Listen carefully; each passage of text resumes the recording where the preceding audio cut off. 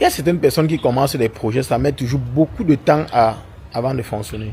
Il y a certaines personnes qui mettent beaucoup de temps avant de comprendre quelque chose. C'est-à-dire même à l'école, il n'a jamais été bon. Il n'a jamais été très bon, autant pour moi. Il n'a jamais été parmi les meilleurs. Il était toujours un peu moyen, un genre là. Soit l'autre était même derrière de la classe. Il faut faire très attention avec ce type de personnes. Vous aurez tendance à le négliger.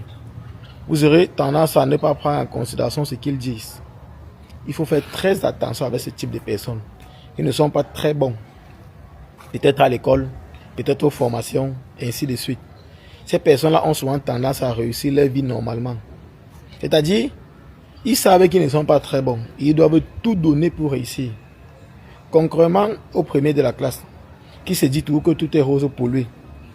Dès lors qu'il rencontre des difficultés, il est prêt à tout abandonner. Et pourtant, les personnes qui n'ont pas toujours été bons, qui ont souvent été derniers de la classe, sont des personnes qui sont souvent très résistants et très persévérants.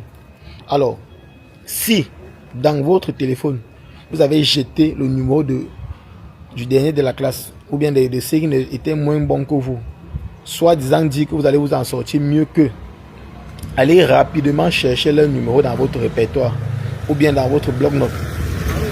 Parce que ces personnes-là sont des personnes qui ont souvent tendance à réussir plus que les autres. Ces personnes-là sont souvent des personnes qui s'en sortent mieux dans la vie courante. Parce que dans la vie courante, on ne demande pas souvent ton diplôme. On ne demande pas souvent tes notes à l'école. Moi, c'est une expérience que j'ai vécue lorsque j'étais à l'aéroport, lorsque j'étais à l'ambassade, autant pour moi. À l'ambassade, on ne m'a pas demandé mes diplômes. Lorsque j'ai demandé le visa pour voyager, on ne m'a pas demandé mes diplômes, on ne m'a pas demandé quel niveau j'ai eu. On m'a seulement demandé ton relevé bancaire. Quel est ton relevé bancaire? Combien tu as dans ton compte? La prise en charge, qui va s'occuper de toi lorsque tu vas voyager. C'est ça qui est important.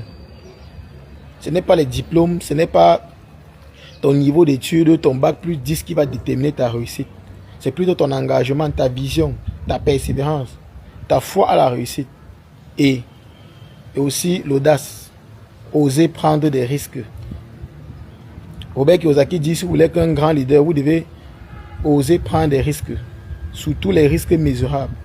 Alors, on dit à la prochaine pour une nouvelle vidéo. Veuillez vous abonner si vous ne l'avez pas encore fait. À très bientôt.